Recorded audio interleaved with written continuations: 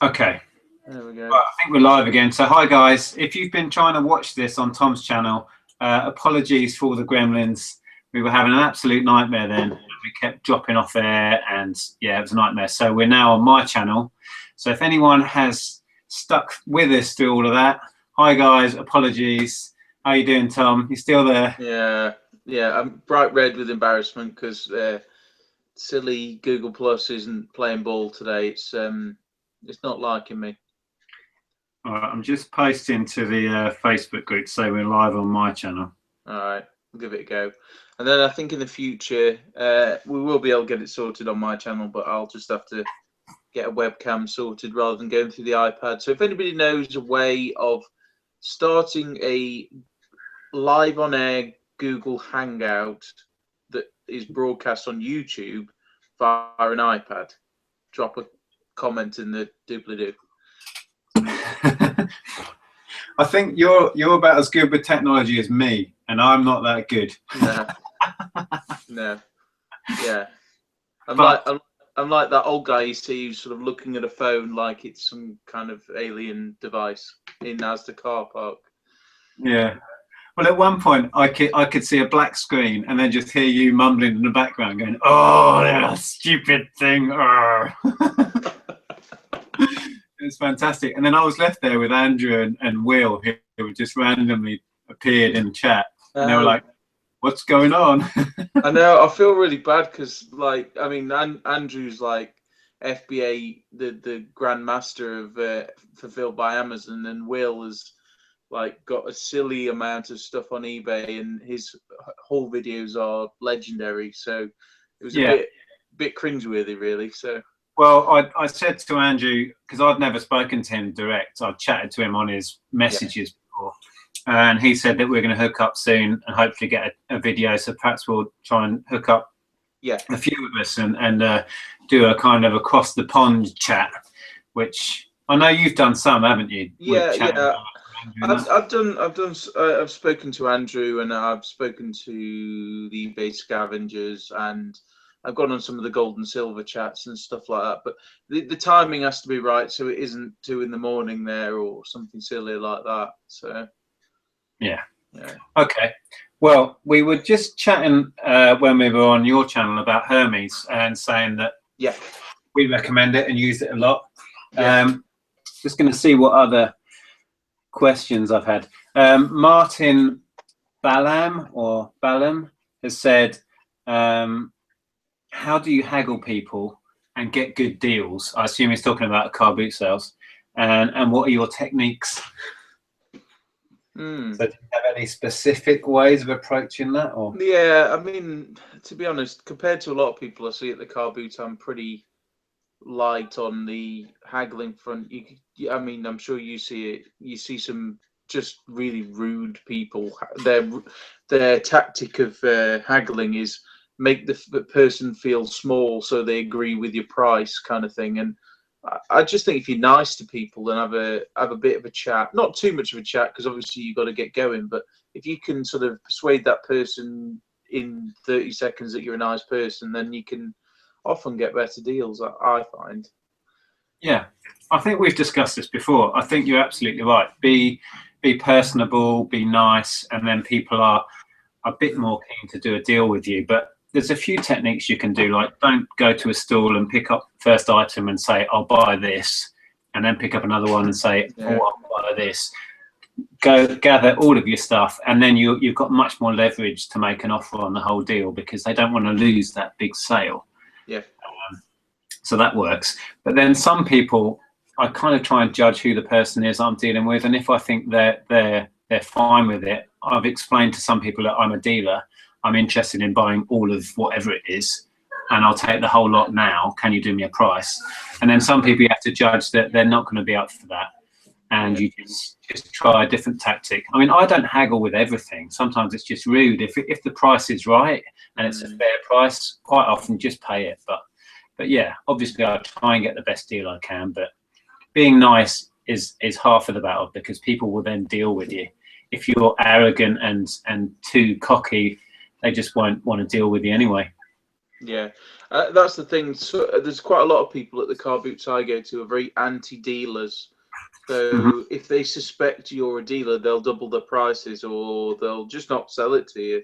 Yeah. So sometimes it's better just to pay the price and move on before they ask too many questions. Yeah, yeah, definitely. Like I said, you have to judge who you're dealing with, and some people I have been upfront with and explained, you know, if I want to buy everything because I'm a dealer, but I need to get the right price. And yeah, but a lot of people, I've only been turned away once because I was a dealer. I think I said to you before, I was trying to buy a load of clothing before we set up the shop, and the chap, because I was buying all sorts of different sizes and stuff, he kept quizzing me about why I wanted, and I had to explain what I was going to do, and then he said, right, I'm not selling anything to you. So I was like, I was going to pay the prices you've got on them, you know. But anyway, I've only been refused that once for being a dealer. Yeah.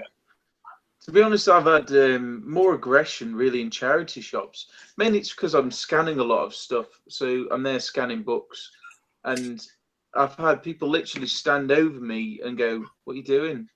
And it's really yeah. Sometimes you get yourself in a bit of a thing. I mean, sometimes I put stuff down and just walked out because it's too much aggro. But yeah, but generally, if someone say, "Oh, £1," I'll normally come in with an offer of probably about half price.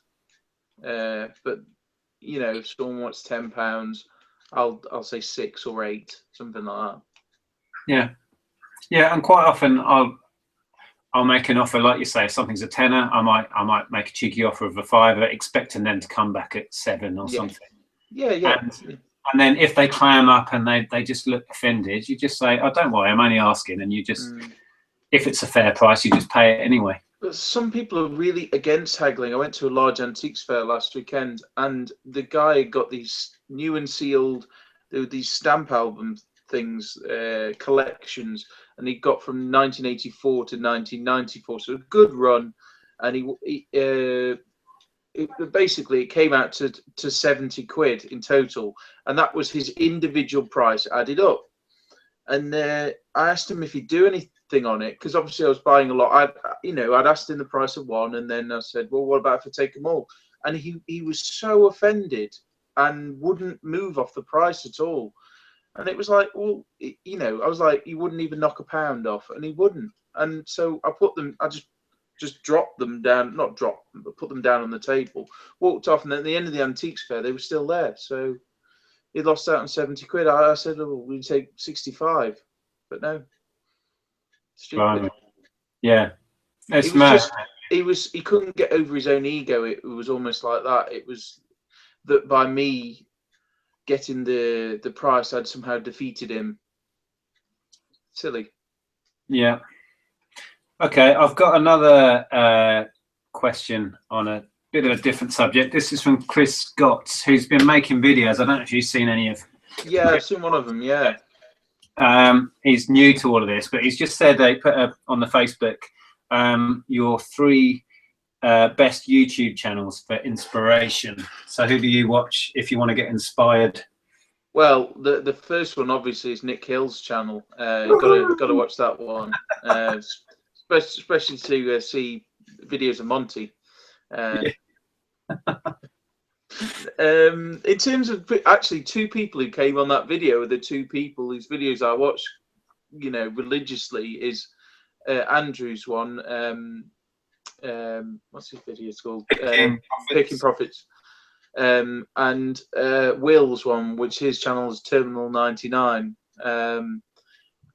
Just because, I mean, he's been doing it since, he's been on YouTube for years and years and years, and his whole videos were, very, just to look at niche things that you wouldn't ordinarily think that were worth money. But I mean, he buys a lot of things that we can't over here, like knives and stuff like that, but still. And Andrew's stuff, when he's talking about FBA, is for what I'm now doing, is definitely inspirational.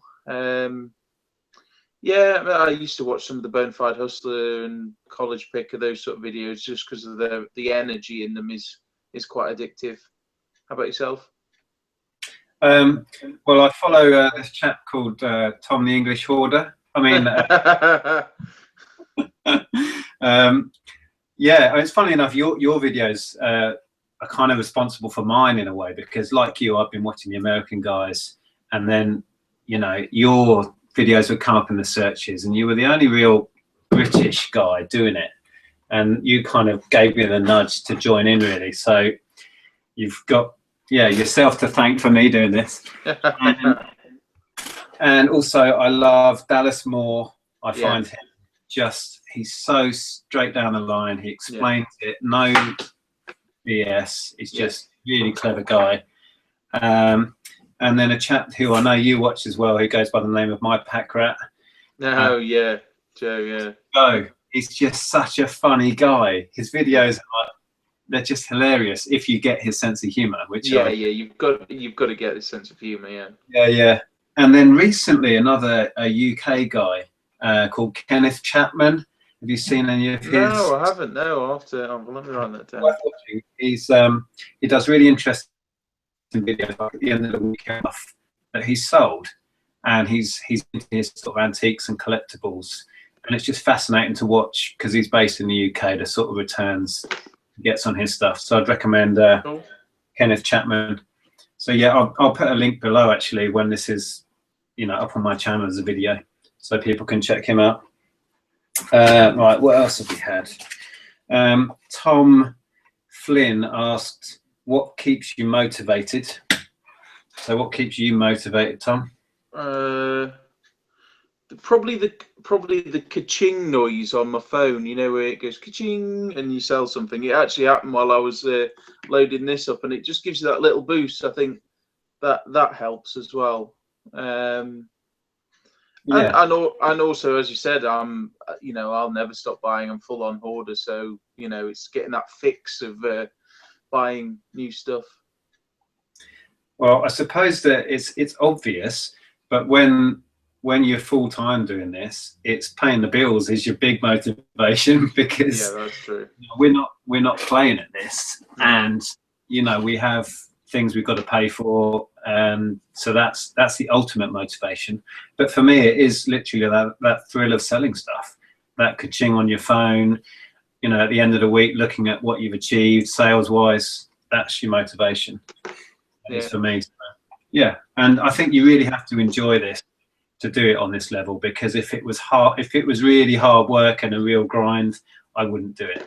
I thoroughly enjoy the whole process. So yeah, definitely. Like, I could never do something like IT work, because as people could see from my technical ability, it would just drive me crazy, and then the stress levels would be too much, or I could never do the whole commuter thing. I've done that sort of thing, and it drives me mad. So for me, it works. And at this point, as we've said before, I'm pretty much unemployable currently. So I think I'm ruined as a person of the workforce now. Yeah, I know what you're trying to say. It's like it's hard to go back to that after living this life for a while. But it's funny. We're certainly a specific breed of person. It's hard to put your finger on, but you need to have certain qualities to do this full time, for sure. Yeah, definitely. And I'm far from perfect, because staying in bed till like 9:30 yesterday and not getting much done was not a good move. But I'm making up for it today. Probably going to be working till quite late. So you can, depending on what mood you're in and whatnot, you can work it around. But you've got to be strict, haven't you, I suppose? Yeah, funnily you should say that. I mean, a big plus of us having the business we've set up here, or Andrea's business, if you like, is that I now have working hours again. I've got to be down here ready to go at 9 o'clock, and I don't leave here now until 5:30 or 6 o'clock. So that has already made what I do much more methodical. Whereas, as you find, Tom, when you're at home, there's so many distractions and you don't really have set hours.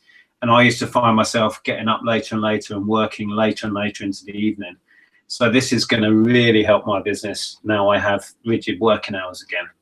And I've seen that already. Now I've started listing again. I did a video earlier, actually. I only started really listing properly yesterday and the day before, and had a stack of stuff going out today. So it's great to just see the stuff finally going out the door again after not listing for a couple of months. That's cool. That's cool. Yeah, I've started doing some more listing, and I just wanted to touch on something. That I've been listening to the eBay scavengers, and they've ironically done the same sort of thing as me. I've actually got a second account on eBay now. I had one before, which was purely a buying account, so purchasing supplies and stuff like that. But now I've started listing on it, just really to get a backup, have a secondary account just in case. I know Joe does that, I think, with his wife's account. For listing items which have the potential for not iffiness, but things like stuff that eBay doesn't really like you selling, like the Rosetta Stone things and stuff like that. So yeah, I think it's a good idea, because if you have your main account where you want to protect your top rated seller or whatever, you don't want to put in an item that potentially could be dodgy.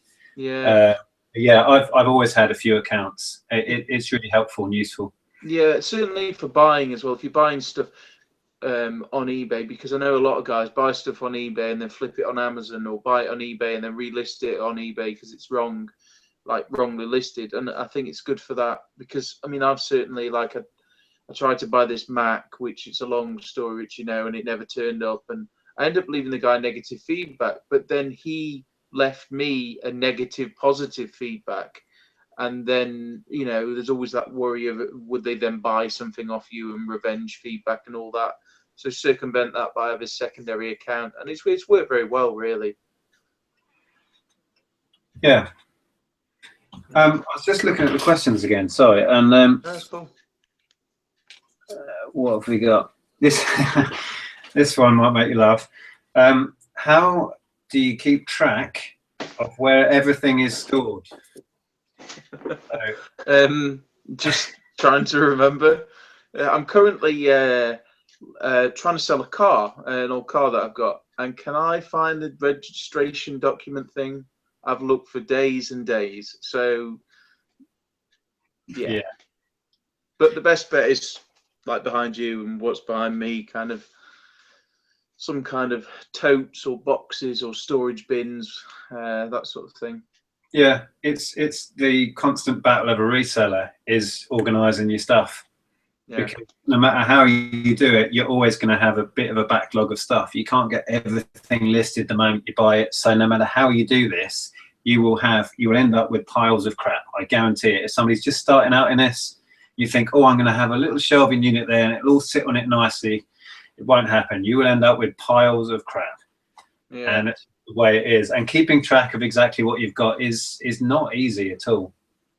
Yeah, when I first started, there was many times when I'd sell something and I couldn't find it at all. There was just no idea. It hasn't happened so much recently. It happened once recently. It took me 2 days to find it because it had kind of slipped in between two boxes. But I did find it, but I've had to cancel transactions before.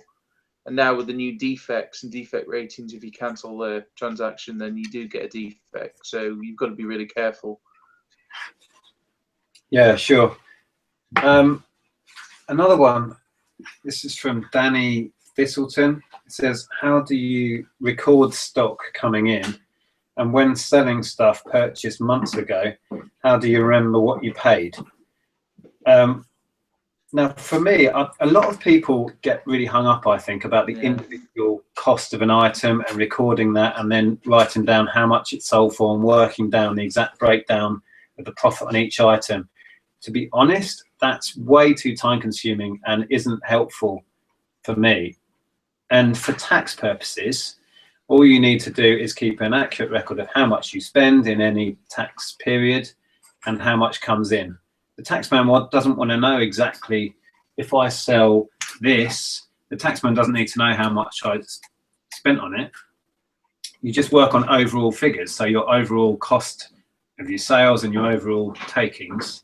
That's all you need. So I don't really record every item accurately. Yes, same here. When I first started, I was quite obsessed with working out individual profit margins of items, and I've made £4 something on this one and that one, and you don't have time for that. Or just what comes in, what goes out.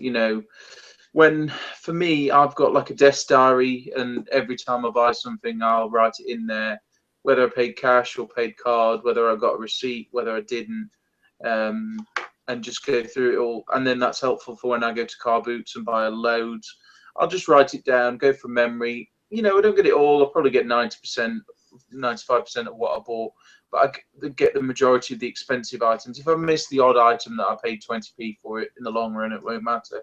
But just having a record there, and then you can work out per day what you've spent, per week, per month what you've spent on inventory, and then just through PayPal you can work out your total sales. It's really just about that, in what comes in and what goes out.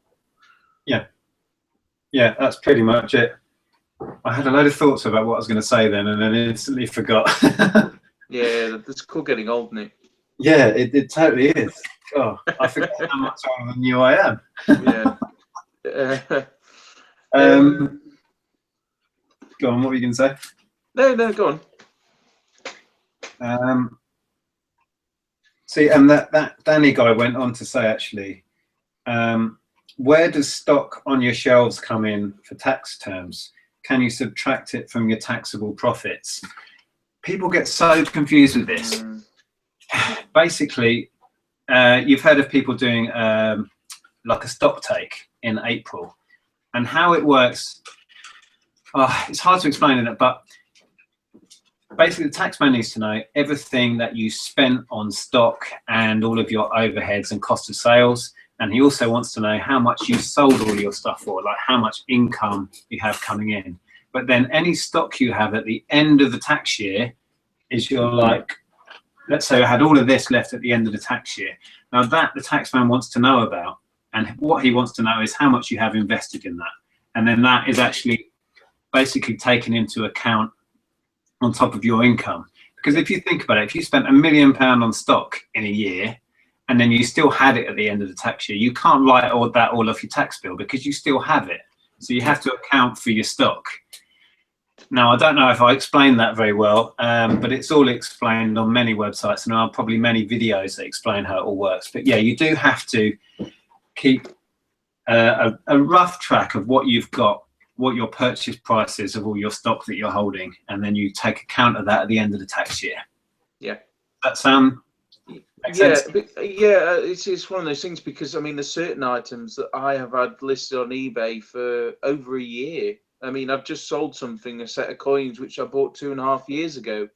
So you've got to keep track of those sort of things. And it sounds like quite overwhelming, but as long as you keep good records about what you're buying, it shouldn't be hard. But my advice is talk to an accountant if you can, because I mean, we're just two guys on the internet, so just don't take our word for it. Go and talk to a professional. But I would say go to a couple of professionals, because some people I've talked to don't grasp the concept that you can make money selling things on the internet like this. I've talked to some accountants that have treated me like, oh, isn't that a quaint hobby you've got? And then when I start giving them numbers, they can't really understand it. So shop around, talk to some different people, and then go from there, really. Yeah, I mean, I get a lot of questions about how I keep my records, and wanting me to do videos about doing a tax return and all of this. And I think I understand it, that people are worried about that side of it all, but it doesn't have to be really complicated. Yeah. And the taxman only really wants to know pretty basic information. And as long as you keep pretty basic records, then that's fine. I mean, like you were saying, when I go to, let's say I go to a car boot sale, I will know how much cash I take with me. So I know I took with me £200. I'll get home, and let's say I've got £10.50 left. On my sheet of paper, I know exactly what I spent that day, so I can write that total down. And then I've got the stack of stuff around me. Like you said, 90% of it, I'll remember the exact sale, and I'll just write a list. I bought a laminator for £5. I bought or this, that, and the other, and then make the total come to what I know I spent in cash. It's going to be hard to remember 75p here, 50p there, but for the taxman, that is absolutely fine. And that piece of paper then is my record of that day or that weekend's purchases for my tax return. So yeah, I mean, it may be that I've just been doing this for a long time and that system really isn't adequate, but it's worked for me and nobody's ever had a problem. But then again, I haven't been audited for tax purposes, so who knows?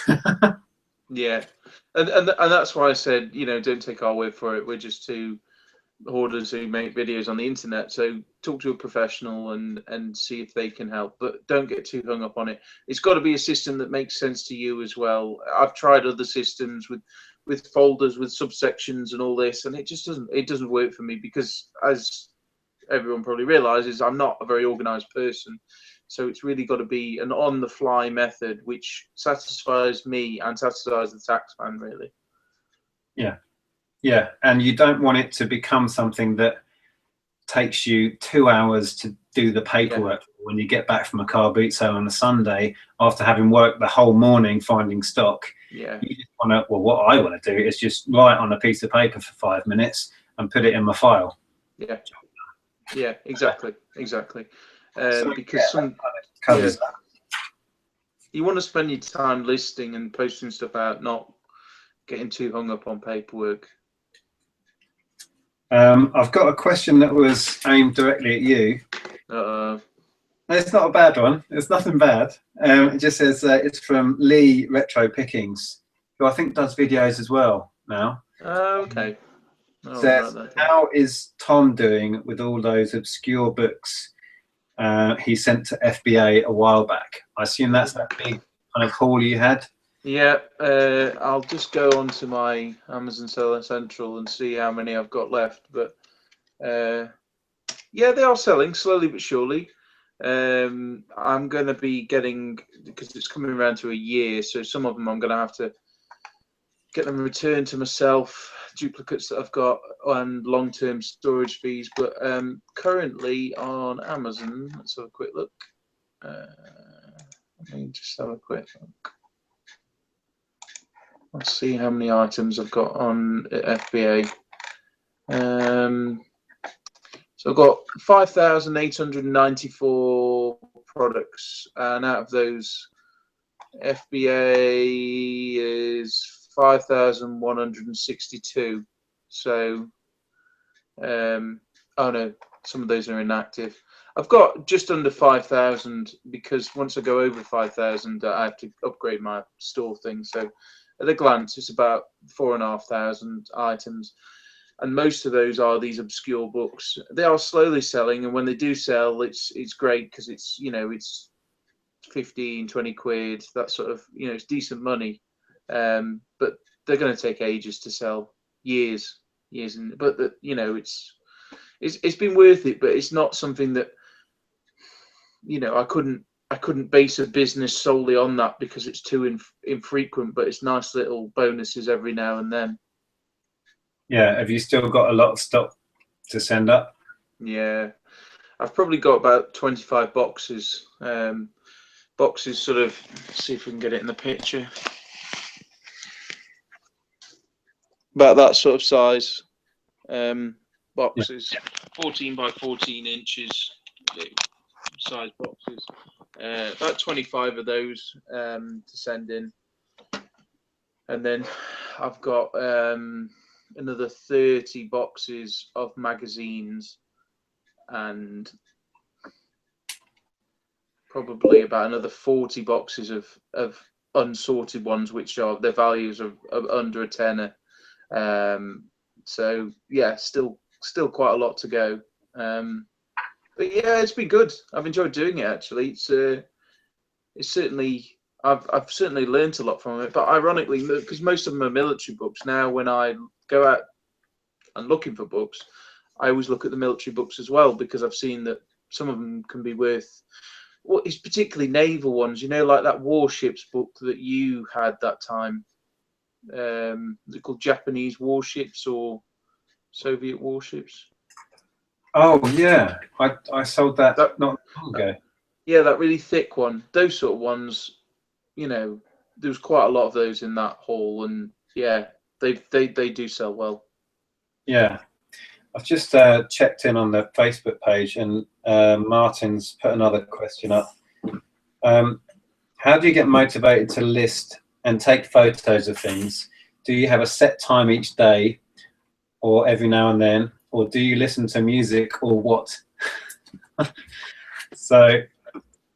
Yeah, I mean, I think really you've got to just do it when you're in the mood to doing it, because for me, I'll just do a bit here, a bit there. I'll try and do 10 items at a time and just get them doing. I'm experimenting actually listing with an iPad instead of using my digital camera, and actually it's a lot quicker for getting those sort of items, which are things like board games, where it's less important about the photo. Well, you know, people know what it is, so Yeah. it's, yeah, so that's kind of what I'm doing. And then when I'm doing the Amazon boxes, I'll have a set window on and have a YouTube playlist come up and catch up on everyone's videos while I'm doing stuff. Yeah, I kind of have a system. The first thing in the day I'll do is do all the orders from the previous day, Yeah. get everything packaged and out of the way, and I find that quite motivating, because there's nothing better for me than packaging up orders. It gives you that motivation to get more stuff listed as you see stuff going out. And then really I will sort out a batch and get a batch of things looked up, all my little labels on, so look them up, find out what they're worth, how much you're going to list it for, any keywords or whatever, and then just do it in stages. Then take the whole lot over to get the pictures done, and then come back and make a template and go. So yeah, I don't have any set times really, but it's just, I find breaking it down into segments is the way to do it. If you do one item at a time, I think that's a bit long-winded. You've got to go and do all the pictures, then you've got to come back and do listing. And so yeah, I do it in little batches of stock. It's how I work.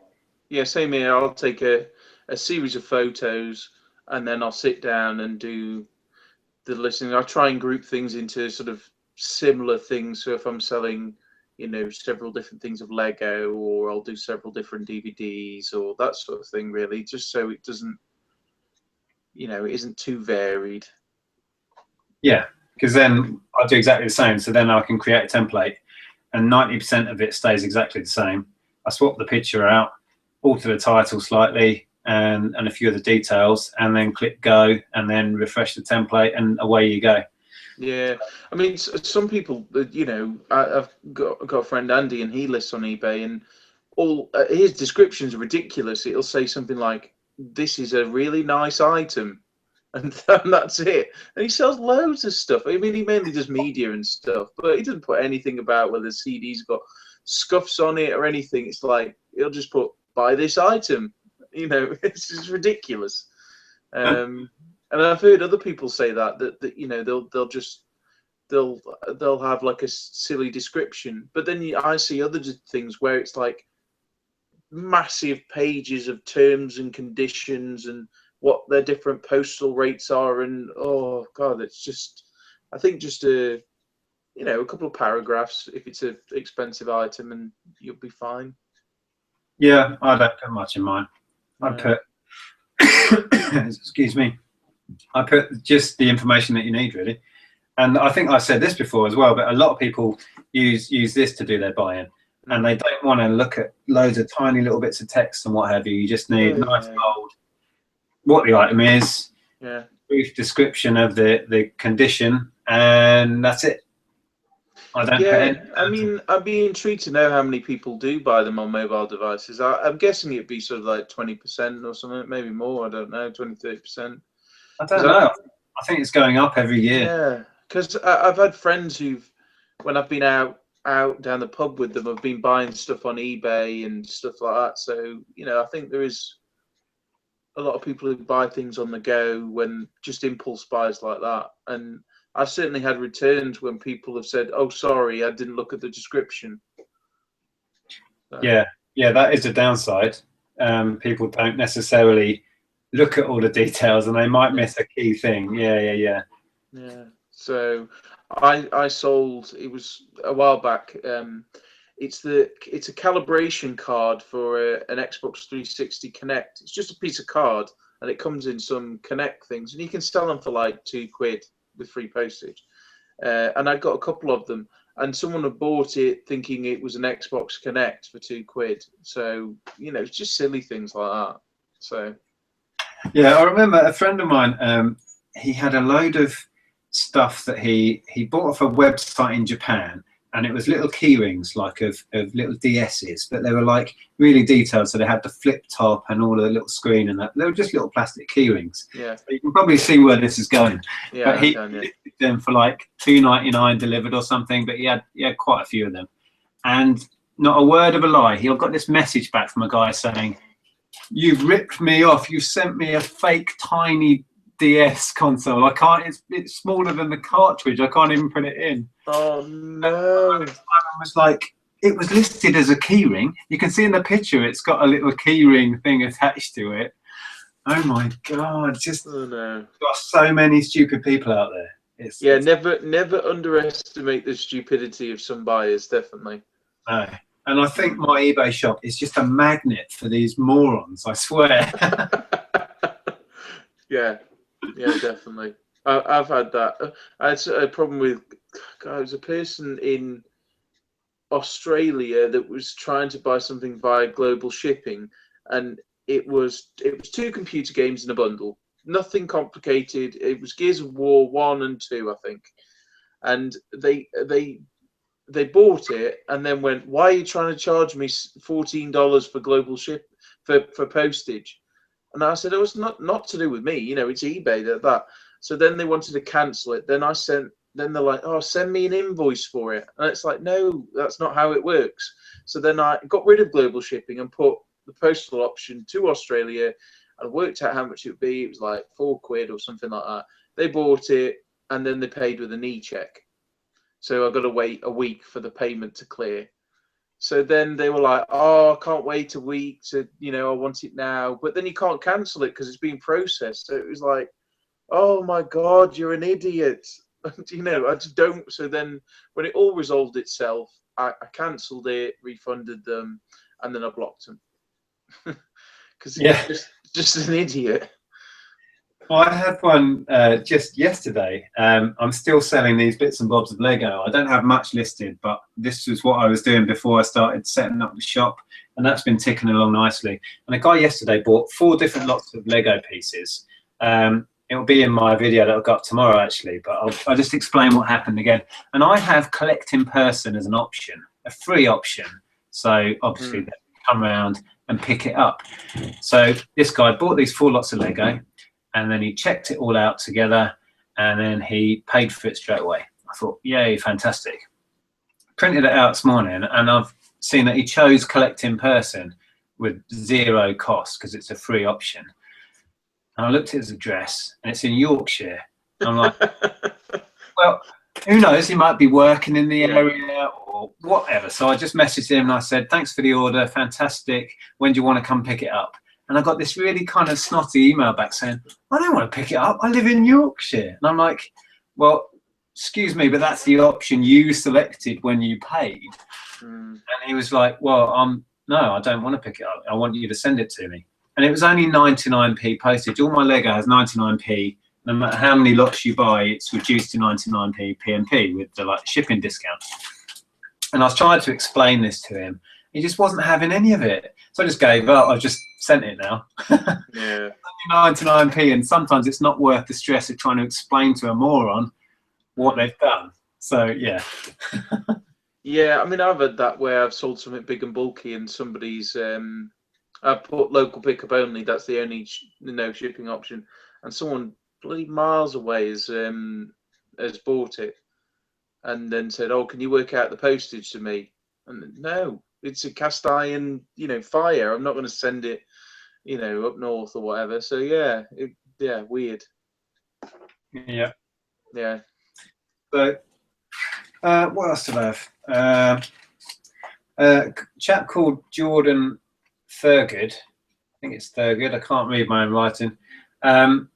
Said, have you got any tips for listing trading cards? I've done a lot of this over the years. I know you dabble in it quite a bit. Yeah, I've bloody Yu-Gi-Oh cards. I've got so many of them, and yeah, I've listed some in the past, and they've done all right. I've had one that got sent back to me because the guy reckoned it was a fake, but I think I got scammed. I think he kept it and sent me a fake one back because it did look different. But yeah, it's a pain in the arse to research if you're not into it. That's my take on it. But you know, they can be good. Yeah, it's a huge market. I mean, I've talked about this again before. The main ones that I sell are Magic the Gathering, but I'm probably going to knock that on the head because I don't have the time really to concentrate on that anymore. Yeah. But there is loads and loads of money to be made.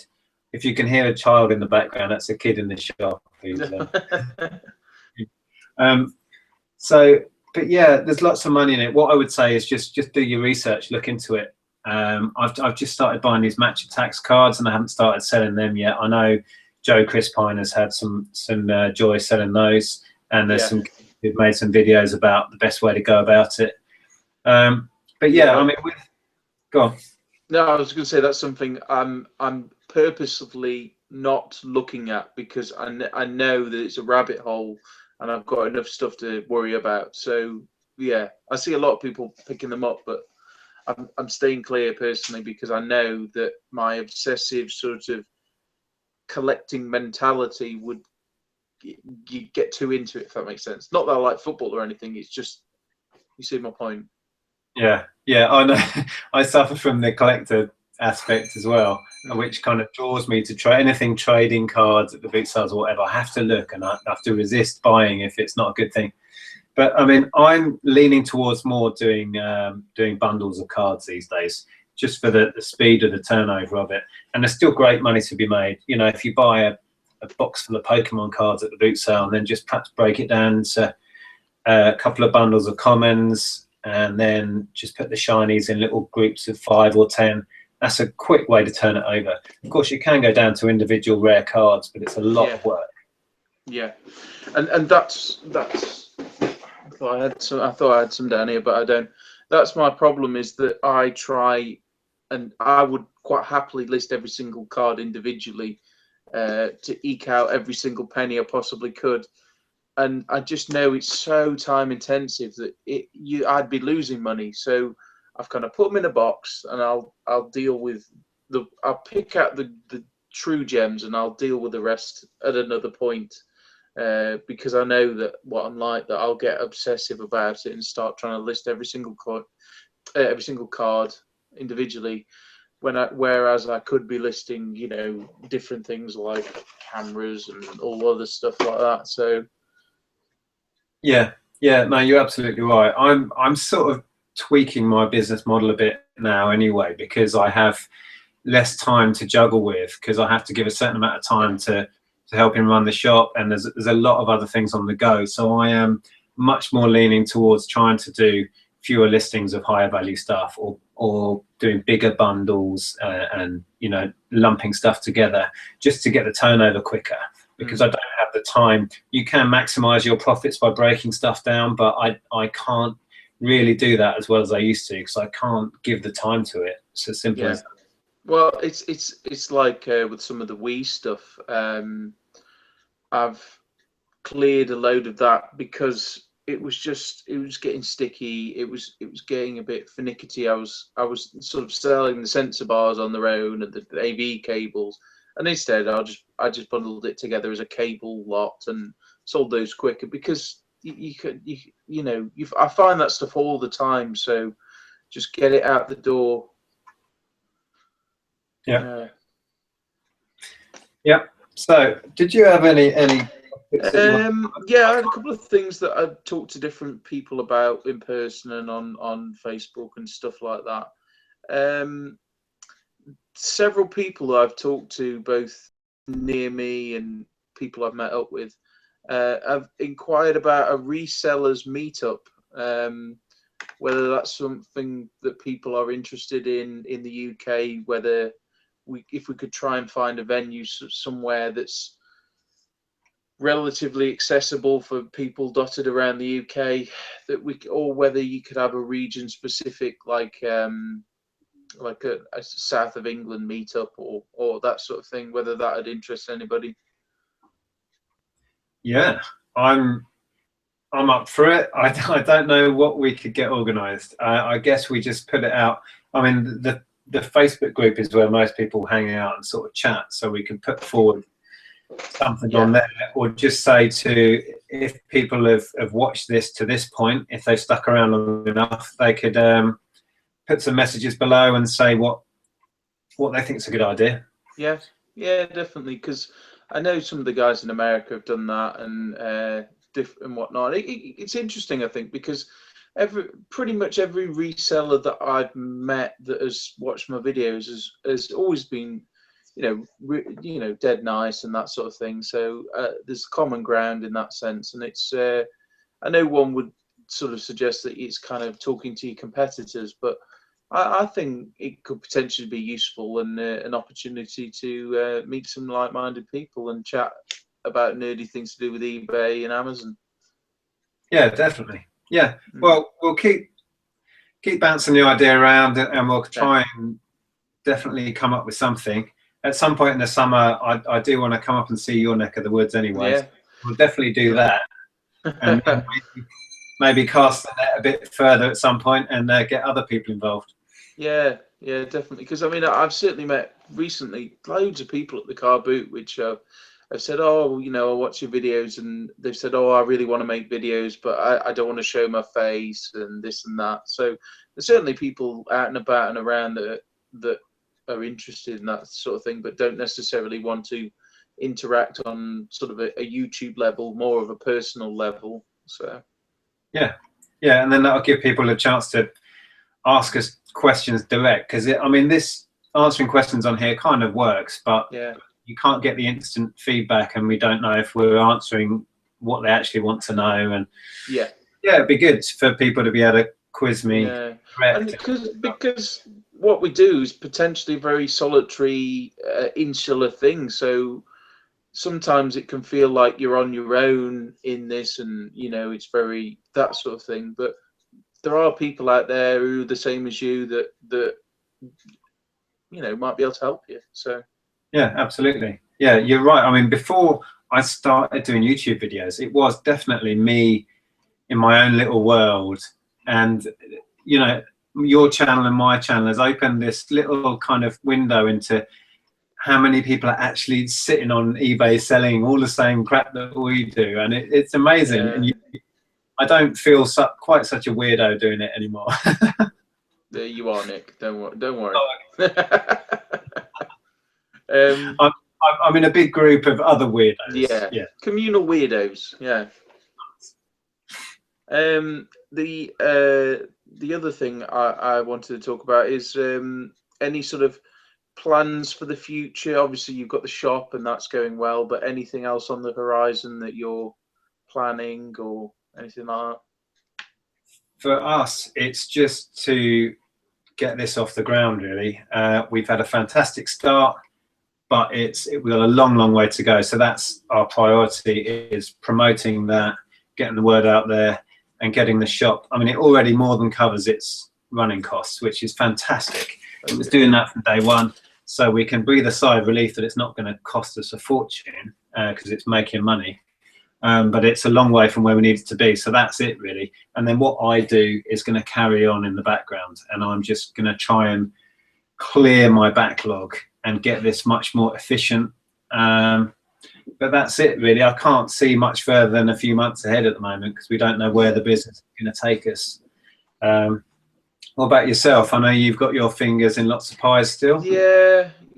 I'm contemplating moving my eBay business out of my house entirely, completely removing any aspect of that out of the house, because obviously I'm trying to do work on it and whatnot, but really to have that separation, like you said, to get your regular hours of going to a place and whatnot. So I'm looking around different venues and different places. I've got a workshop where I make stuff, but that isn't really appropriate for an eBay business because there's other makers in there that create dust and detritus and all things like that.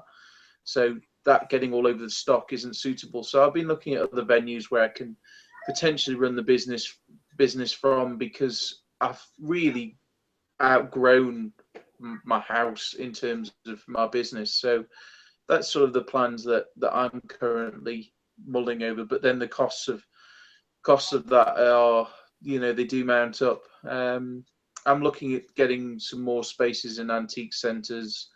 I'm shutting down one thing and potentially moving on to another as well. So yeah, it's getting there. Cool. Oh, I'm chinging. That's nice. I just sold Hogs of War on the PlayStation 1 for $14.99.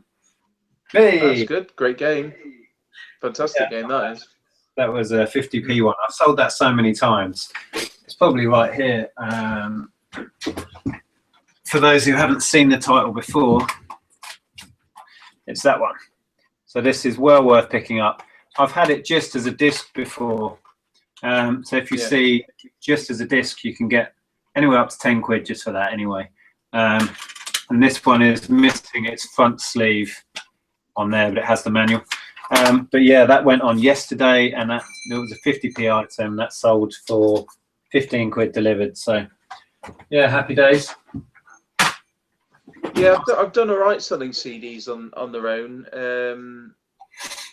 I mean, even just things like that, Mario Kart, just the disc on its own. People have ones that are too scratched, and you just sell them that, and it seems to work well.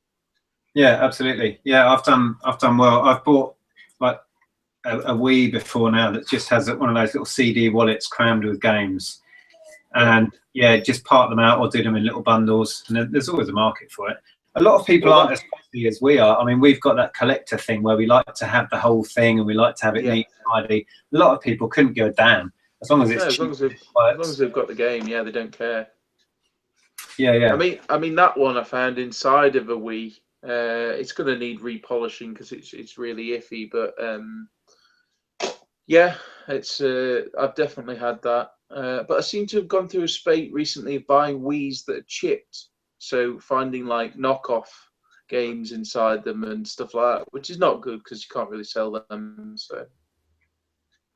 So what do you do with that? Just stick it on Facebook? Yeah, the chip Wiis I've still got. I haven't sold them because they wouldn't really do well. But I did buy. I think I messaged you about it. I bought a Wii the other day that was absolutely. It looked knackered on the outside, like part of the case was pulled away. It got no doors at all, not even on the CD bit. No, it looked knackered. It was £2, 2-3 quid. It had no cables. I thought, oh god, this isn't going to work. Plugged it in, and it got loads. It got Neo Geo games on there, Mega Drive stuff, games which I didn't even know you could get on the Wii. So it got loads on there. All the Donkey Kongs, Mario Kart, cram full of stuff. Yeah, well, they're great because I used to download a fair bit on mine, and you can pay up to sort of £5-8 for an N64 game. So, well, I showed that one in my video a while back, didn't I? I got £100 for a Wii because it had downloaded software on it. I mean, that was a shed load of software. There's probably £200 or £300 worth of software on it. But the collectors will really pay up for that. Yeah. I mean, but the problem is that obviously I'm going to keep that one because it is good, and then sell off some of the other ones. But I mean, I've certainly, if we talk about pickups, actually, so I bought some interesting bits recently. I bought this, which is a bit of a mystery one. It's a educational thing. I think it's Open University thing about steel construction, and it's got all the discs in there. Some course. And this thing, it goes for like 20-30 quid. Really surprising. Some of the Open University and educational courses, I mean, I think that was 50p or a quid. Nice one. So I've done quite well with those. And then I picked up this, it's called the I can't even say it. Lomography It's like some crazy fisheye thing for a camera. Okay. Like a waterproof casing. It's an underwater thing, isn't it? Yeah. So you put your camera in there and it takes photos underwater. It's called a fisheye submarine. So that's potentially got quite good value, good condition. So but I haven't really been buying much stuff, to be honest. I'm really trying to be good and not go crazy, but it's difficult when it's nice weather. Yeah, yeah, it is. I wasn't going out last Sunday, and then I ended up taking the dog round hitching, and I caught the end of the boot sale. Picked up the bits that were in the last video. Did you see that Nightmare Before Christmas? Yeah, great. Yeah. Yeah, I've just done all the pictures for that. I was going to get that listed this afternoon. Blimey, it's 4 o'clock. I'm going to have to get actually. Yeah, but yeah, me too. that Yeah. was lovely. Well, we'll try and do this again, Nick. I'll see if I can. If anybody knows of a good web camera that's relatively affordable, you pop it in the comments that you'd recommend, because going through the iPad doesn't seem to work with these Hangouts. So we'll try and do one on my channel, and also we'll try and do one where the American guys can jump in on and have a chat with them as well. Yeah, I'd love to. And anyone else in the UK who just wants to jump in and have a chat. Yeah. I really do want to chat with Andrew. I think he's a very clever guy, and So yeah, hopefully we'll do that at some point. Okay, well, I'm sorry it didn't work out from your end on your channel. That was it was probably quite comical for those that were trying to watch us. I'd love to know what they saw and what they heard. Yeah, as you said, probably great pictures of you texting and looking on Facebook, and me swearing at my computer. So at least at least. Yeah, it was good. I don't know if you can hear the background noise here as well. Can you hear the kids all shouting and screaming? Anyway, okay. Well, I'll have to crack on. Back to listing anyway. Yep, stuff to list. Lovely to speak to you, mate, and I'll speak to you soon, no doubt. Cool. Take it easy, Nick. All right. Cheers, buddy.